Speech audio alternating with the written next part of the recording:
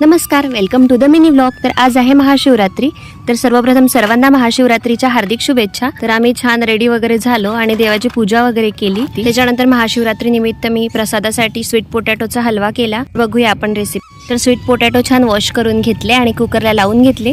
एक शिट्टी झाल्यानंतर मी गॅस बंद केला आणि थोडा वेळ तसेच ठेवले आणि लगेच ओपन केल्यावर स्वीट पोटॅटो छान मऊसूत असे झालेले होते। मग ते थंड झाल्यावर त्याची साल वगैरे काढून घेतली। मग नंतर छान मस्त असे स्मॅश करून घेतले, त्याच्यात लम्स राहायला नको।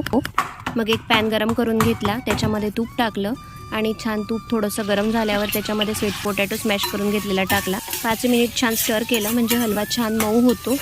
त्याच्यानंतर त्याच्यामध्ये साखर ॲड केली आणि मग मस्त साखर विरघळल्यानंतर त्याच्यामध्ये ड्रायफ्रूट्स ॲड केले आणि परत एकदा छान स्टर करून घेतलं आणि आपला हलवा रेडी।